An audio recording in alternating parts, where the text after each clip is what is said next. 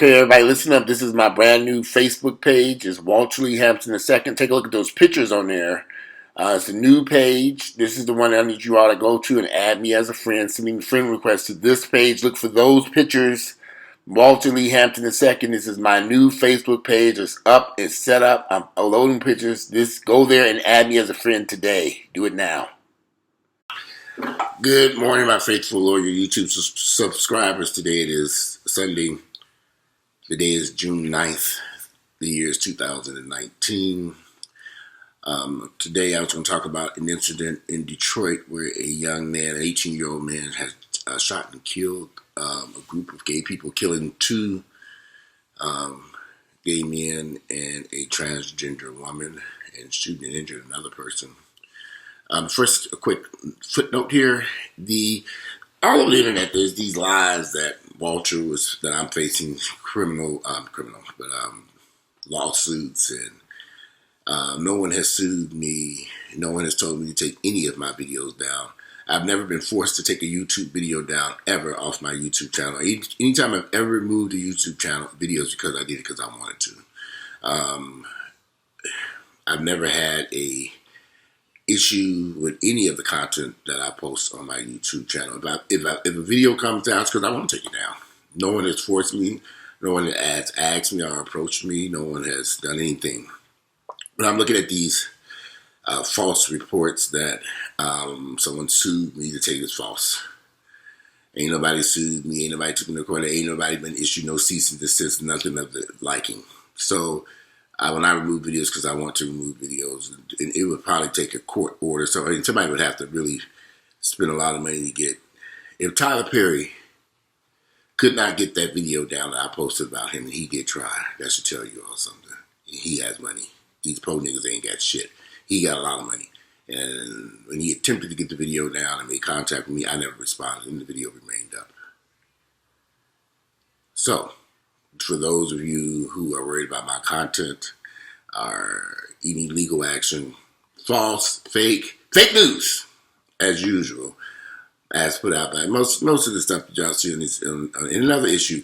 If I come on my YouTube channel and post a video and saying that a person is HIV positive, you better goddamn believe I didn't give my homework and that motherfucker is positive. Period. I will not come on to YouTube and spread false information about a person's HIV positive status. That would be a lie. And the police have still not picked up Xavier. He is on the run. And I think a lot of these people don't understand that when you harbor a felon or a fugitive, you could be in trouble too. So he's getting assistance from other people of the black LGBT community as he hides out. But eventually they'll snuff him out. He's still here on the run. He was supposed to turn himself in, and he did not. So once you can't run from ever for these warrants, they will get you. And then here's the sad part: if he does decide to flee to a different state and they catch him, all they're going to do is lock him up in that state, and then he'll be extradited back here to Georgia. I don't think anybody who's never done that before realize you might want to just turn yourself in and face the charge. And I also want to state this: there were several reasons why I filed those charges against him. Well, the state took over the charges and filed them based upon the evidence they encountered in the investigation. No one should have their life put in harm's way intentionally. This man intentionally tried to harm me. That was his intent. And during the investigation, the detectives also agreed that this was intentional. This was a mistake. This was done on purpose. And that's why the charges moved forward. And here's the funny part: he admitted to everything to the detectives.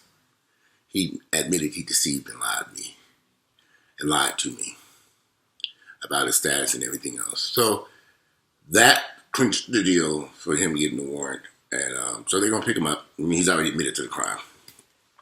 So what else can you say?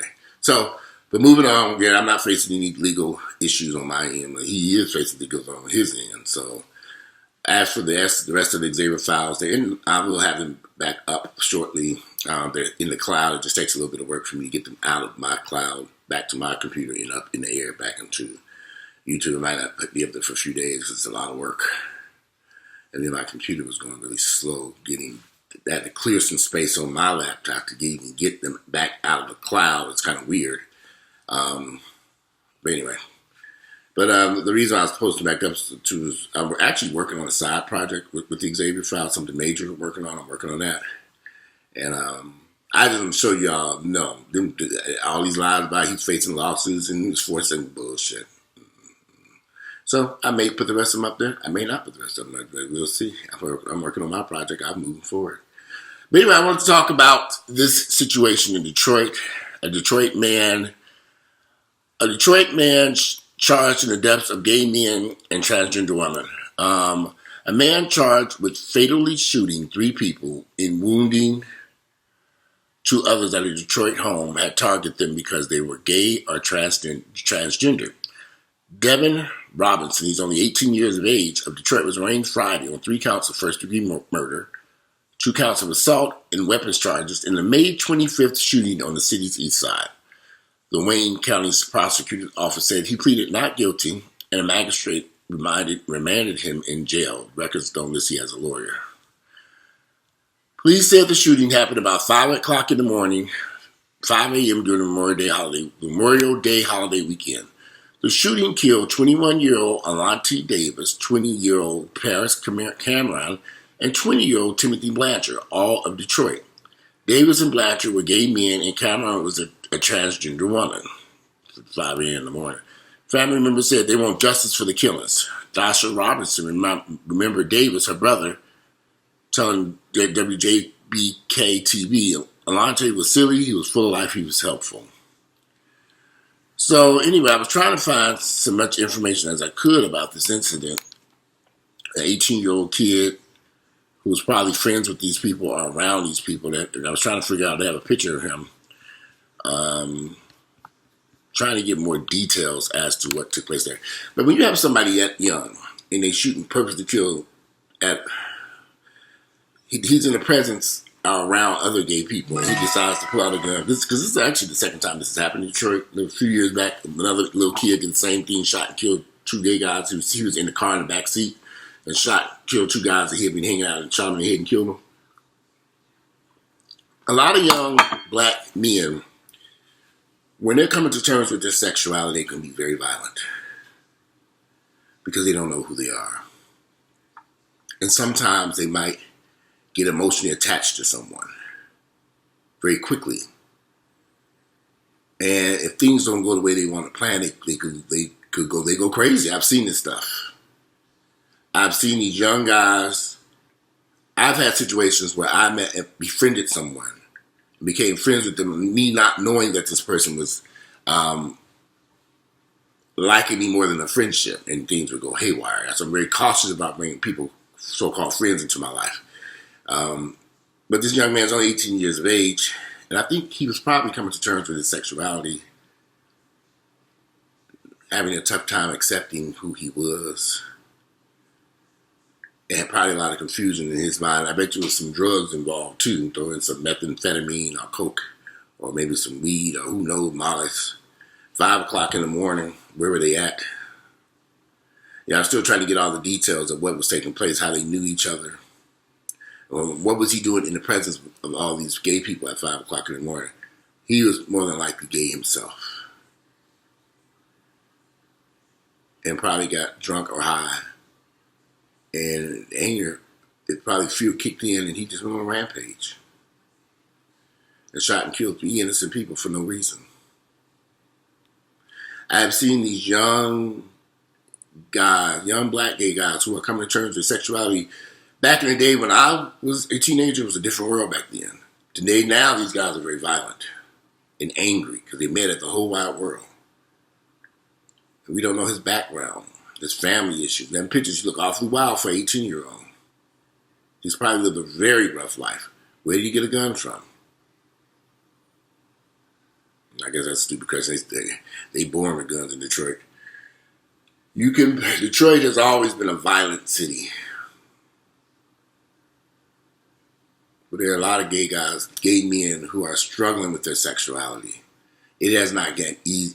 It has not gotten easy for a lot of black gays to come out you would think in 2019, it would be easier, but for some people it's not. It's getting harder. Depending on the city you live in, the urban community, your family members and friends, the people you hang around. In Niggerville, it ain't the easiest place to be a gay man. In Niggerville, it could be rough. It can be very, very rough.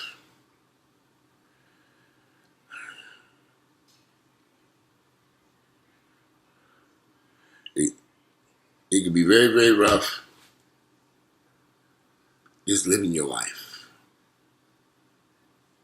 And this 18-year-old has made a horrible decision that's going to impact the rest of his life. And he took 3 lives for no reason. Because he was uncomfortable with who he was. That's when I look at Facebook and I look at these posts and how people condemn people for being gay and all this other stuff. They think they're helping the situation. I read comments where some people say, well, you should go give it a woman now. I'm thinking, are you that ignorant to think that all of a sudden I'm going to run over and be with a woman? But I'm gay. You can't be that ignorant. But some of you all are just that fucking ignorant. I'm damn near 50. I've never been with a woman in my entire life. I know I was gay since I was in preschool. Why would I all of a sudden now want to start dating women? Yeah, that would be asinine, incredibly insanity at its best. I have no attraction to women, so why would I do that? We've not made it easier for people. For the black community, has not made it easier to accept and let people be who they are. In my sexuality, ain't got no bearings on y'all's life. This is my situation, my issue. And I never understand why so people are concerned about, well, what's going on in Walter's underwear. Because I can assure y'all, I don't give a shit about what's going on in y'all panties. Who you laying up next to and who you with, I don't give a fuck. People need to mind their business and worry about themselves and let people live their lives. Again, I don't know this man's background, his story, or his situation, but I've been in enough incidents. When I was in high school, I took a job working at a local department store called Biggs. It used to be in Cincinnati, Ohio. It was at this new mall. It was this massive grocery store. It was kind of like a Sam's Club, but it was called Biggs, Biggs. And as we went through orientation, there was all these rumors swirling around. People walking up and saying, Walter, people saying you gay. And some guys really asking all these questions about you being gay. I said, some guy asking questions about me being gay. I'm a little teenager. And I'm like, this grown-ass man, why is he asking? He was saying all this negative stuff about he's gay, I think he's gay, blah, blah, blah, blah, blah, blah. So all this shit was going on. And I just ignored it because I really didn't care what was going on. I didn't know this man. And, at one point, I never forget one point the manager came and said, are you okay? I said, yeah, I'm fine. What's the issue? He said, there's people are saying this, that you're gay and blah, blah. I said, I don't care about them knowing I'm gay. Yeah, I'm gay. What about it? I'm an 18-year-old kid. I'm like, what is the problem? I just went on about my business. So one day, as I was walking through the store, now the store hadn't opened. The big empty store, I'm walking through the store. The individual who's saying this stuff, I finally bump into him. And we're by ourselves. And I said, why are you saying on around? I said, why are you running around telling people I'm gay and all this stuff? What is the problem? Oh man, I didn't mean no harm. I didn't mean no harm. And we stood there talking, blah, blah, blah, blah, blah. And I could see the look in his eyes. This man was attracted to me. And anyway, we ended up exchanging phone numbers. We didn't have a cell phone back then. We ended up exchanging phone numbers. And we ended up talking on the phone, a couple of conversations. I said, okay, this man is gay. So, after we had a few conversations, he wanted to, very nice looking brother, very handsome guy, older than me. He wanted to pick me up, wanted to hang out one day when we was off work. Because the store hadn't opened yet, so I said, okay. So he came and picked me up in his car, and we were riding around. I'm thinking we were going to go downtown, but he went to this park. I'm like, what are you doing in this park? I'm like, we're in the middle of this park, and I'm thinking, and that's when he made his move. Now, I'm an 18-year-old kid, and I'm trying to push him back like, yo, what is going on here? I mean, I thought we were going downtown to take care of some, go down to the park, to the fountain, walk around and stuff. He getting his pants all unzipped and all this stuff. I'm like, what are you doing? I'm like, this ain't about to happen, young man. I mean, I don't know you and nothing like that. We somebody's going to get something to eat, going someplace. And he's like, oh, okay, well, I'm sorry. I thought you was, I'm like, this is not what we had planned. I had planned on doing with you. I thought we was going someplace else. So we pulled up out the park and we ended up going downtown. So eventually, we kept talking and communicating. And then one weekend, he was like, well, I rented a hotel room and I really want to spend some time with you. By this time, he went to dinner. We had been on a couple of dates and everything. So I said, okay, we go to the hotel room and everything. I know I'm 18 years old and this man's a little bit older than me. So we get to the hotel room, nice hotel, and he's got food and all this stuff. And I'm like, wow, this is really nice. And I'm going to hang out. We're going to spend the weekend at this hotel. And as we got to talking and stuff, I realized this man kind of crazy. I mean, he didn't have any condoms. He said he literally, this is the first time I heard the conversation, man, I don't like to use condoms. I'm thinking, you don't like to use condoms. What are we going to do up in here? And I remember thinking, no, we're going to have to need some condoms. I don't know you. He's like, man, what's the purpose? I don't even want to, and this is when I said, I had to put my foot down and said, you better get in this car. I'll go up to that gas station or go to these drugstores and get some condoms. I'm not touching you without a condom. And we literally almost, I wouldn't say we had an argument about this before he finally left and was gone for a long time. He came back with some condoms. I said, okay, that wasn't so hard. But even when we were fooling around, he was trying his best not to wear those condoms. And I was like, what are you doing? Now, had I been a fool, so I was 18, had I been ignorant and stupid, but I was very aware of HIV at 18 years of age, 1988. 17, I was 18, 17, 18, somewhere up in there. I was probably about 18. Was it 18? It was somewhere up in there. But I was very aware of what was going on. And I made sure that I used condoms. Now here's the funny part. So after that weekend in the hotel, and we went back to work. I get back to work, the man is avoiding me. Now we had spent some time together the past 2 weeks getting to know each other. Now all of a sudden up there at the job, he walking past like he don't recognize me after a little weekend at the hotel. Like he don't even recognize me, don't see me, he avoiding me and everything. Stop calling. I'm like, okay, this is kind of weird. I'm thinking, because I was starting to like him, and I was like, Then he just went cold turkey. Then walk around like it didn't exist, and all this other stuff. And I was like, this is kind of odd. And I remember telling a friend of mine, saying, one of my friends who was in the gay community, what happened. He was like, you may be glad you did mess around with him. I said, why? And he was like, he said, you may be glad you didn't have unprotected sex with him. And he was like, I found out some information on him. This man was positive, had a lover. I'm like, what? This man was in a relationship with a partner and every damn thing. I was shocked. He didn't, and after that, he would avoid me all. And I just chalked it up to, you know what, whatever. I mean, he was all right looking, even and all that. He was a nice looking brother, but something was wrong with that man. He was crazy. But I wasn't foolish enough to have unprotected sex with him. And let me go back to when somebody had to explain something. When he was walking around saying, oh, he's gay, I think he's gay, he was saying this in a negative way. I think that's a fag. I think that's a punk. That's sissy. That's what he was telling my coworkers.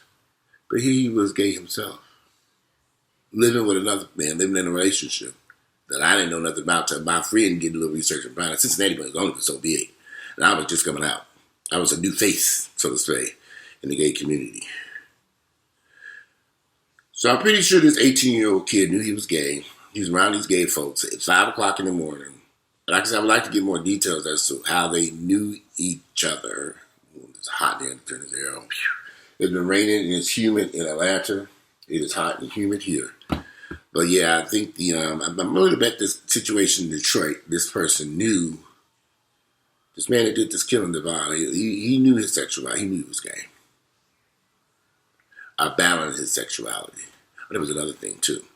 That guy that we went to that park that day, when he picked me up in Cincinnati, Ohio, he had a gun on him.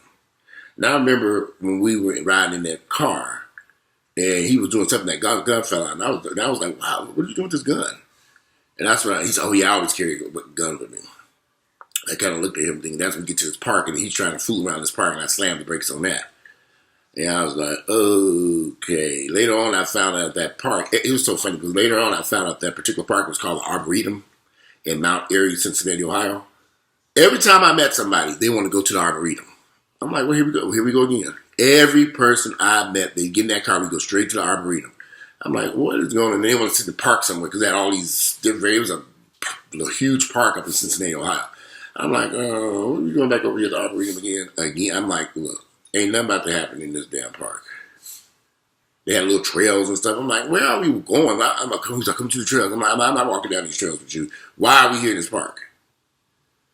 And people, I found out later, people go to the park, the Arboretum, have sex in the woods, and just all kinds of crazy shit was going on in the Arboretum in Mount Airy in Cincinnati, Ohio. See, I was new to this. I didn't know any of this stuff. Now I know. I didn't know men had sex in parks and the woods and all this shit. I mean, they were like, as the sun was going down, middle of the day, it didn't even matter. So, you live and you learn. As you grow older, you grow wiser. And I was a kid. For me to sit here at 49 years of age, y'all, and be HIV free, and so HIV free, HIV negative. When there were so many encounters I had with men who were positive, who, if I didn't play my cards right, they'd have destroyed my life. And they knew their situation. It was countless. I can tell you countless stories of situations I've had where I met men who wanted to have sex without a condom, without protection of any type. And I later on found out their status was positive. And they knew this. So a lot of these guys, when I look back on it, they didn't give a shit then, and they most certainly don't give a shit in 2019. They will destroy your life. It's up to you to protect yourself. That's why I got that Truvada up there now. And I'm running it. And as people say, well, you should be abstinent. Well, yeah, I never want to be an abstinent. I don't have a problem being abstinent. But at the same time, I am looking for someone special in my life. I'm not willing to just say, I'll give up on the dating scene. I just know I don't have to have, you can date somebody and not have sex. You know, I meet guys all the damn time. I really would like to work the situation out with Earl. I just don't know if I want to go. You know, if Earl and I could live in peace, that'd be a whole nother story.